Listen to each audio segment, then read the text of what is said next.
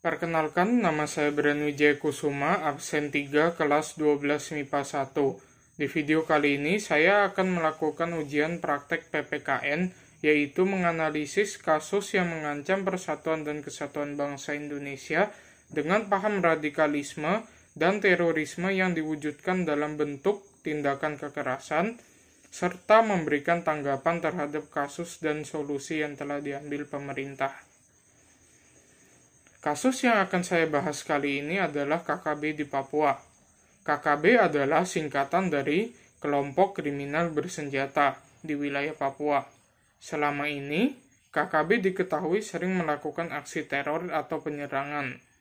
Korban akibat aksi tidak bertanggung jawab ini tidak hanya anggota TNI atau Polri saja, tapi warga sipil pun ada yang kena.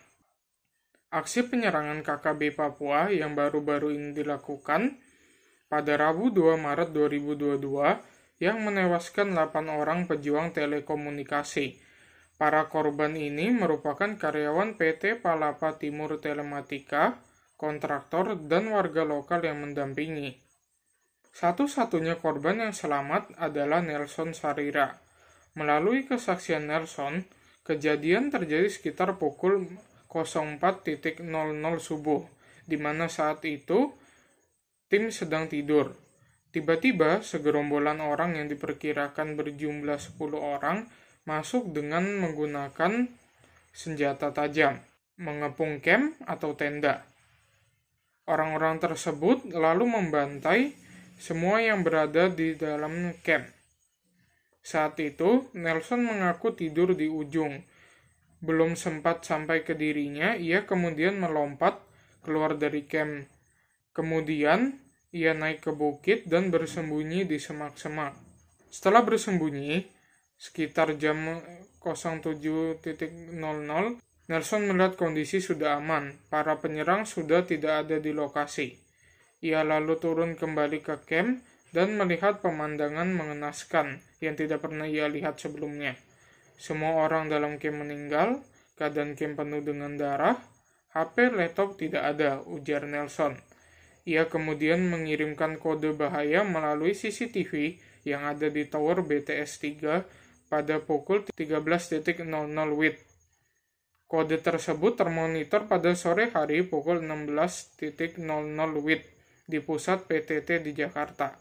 Akhirnya Nelson Sarira baru berhasil dievakuasi menggunakan helikopter pada Sabtu 5 Maret 2022 karena kondisi cuaca yang tidak memungkinkan. Tanggapan saya tentang kasus tersebut, kasus ini ekstrim, sadis, serta sangat mengancam persatuan dan kesatuan bangsa karena tindakan KKB ini merupakan radikalisme dan terorisme. Sebelumnya, saya akan menjelaskan apa itu radikalisme dan terorisme. Radikalisme adalah hasil dari pengembangan suku kata radikal. Kata radikal berasal dari bahasa Latin radix atau radisi. Radix dalam bahasa Latin berarti akar.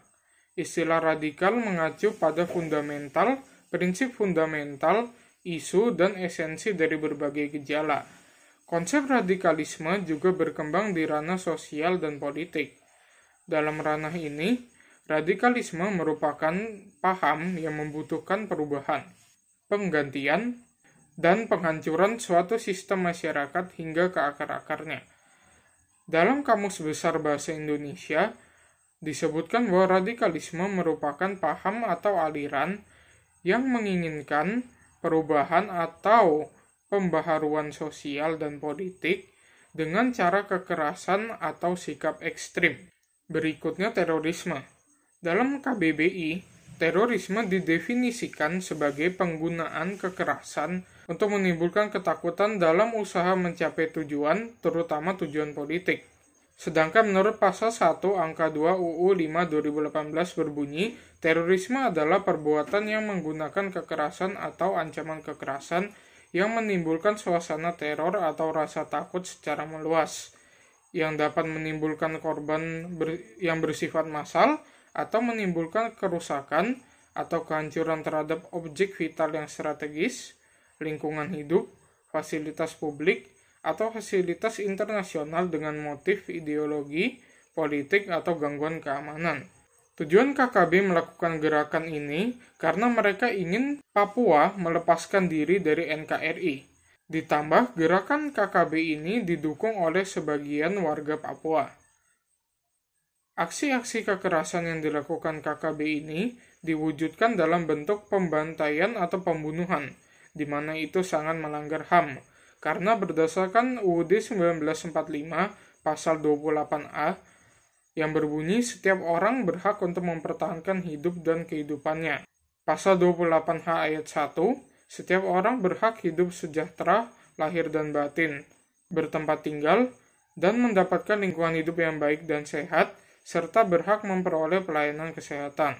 Pasal 28I ayat 1, hak untuk mempunyai hak milik pribadi, hak untuk hidup, hak untuk tidak disiksa, hak kemerdekaan pikiran dan hati nurani, hak beragama, hak untuk tidak diperbudak, hak untuk diakui sebagai pribadi di hadapan umum, dan hak untuk tidak dituntut atas dasar hukum yang berlaku surut, adalah hak asasi manusia yang tidak dapat dikurangi dalam keadaan apapun. Maka, tindakan KKB ini merupakan pelanggaran berat peraturan perundang-undangan dan HAM. Jadi, menurut saya, tindakan yang dilakukan KKB sangatlah mengerikan, meresahkan, dan harus segera dihentikan. Pemerintah harus menjatuhkan sanksi sesuai dengan hukum yang berlaku, karena tindakan oleh KKB ini sudah keterlaluan, dan kalau berlanjut akan menimbulkan kehancuran bangsa. Tanggapan saya terhadap solusi yang telah diambil pemerintah. Solusi yang telah diambil pemerintah adalah penggerakan pasukan yang melibatkan Polri, TNI, serta Badan Nasional Penanggulangan Teroris atau BNPT untuk membubarkan KKB. Namun hasilnya tidak ada. Bahkan banyak TNI maupun Polri yang gugur dalam aksi pembubaran KKB.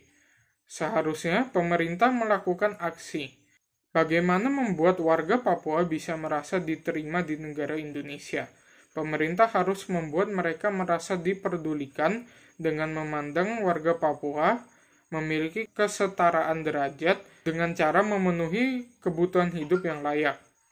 Sesuai dengan HAM, tentang hak atas pekerjaan dan penghidupan yang layak terdapat dalam pasal 27 ayat 2 yang berbunyi tiap warga negara berhak atas pekerjaan dan penghidupan yang layak bagi kemanusiaan. Oleh sebab itu, pemerintah harus melakukan pendekatan yang lebih humanis. Bukan dengan cara militeristik dan kental akan kekerasan, pendekatan penyelesaian konflik harus dilakukan secara komprehensif dan menyentuh akar persoalan. Pemerintah harus mencari titik temu dan membangun serta memilih jalan-jalan dialogis terhadap seluruh pemangku kepentingan di Papua, guna mencari jalan keluar agar konflik di Papua segera berakhir, serta agar korban tak terus-menerus berjatuhan.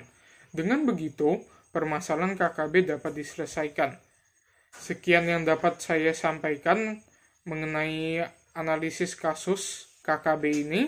Saya mohon maaf bila ada kesalahan kata. Sekian, terima kasih.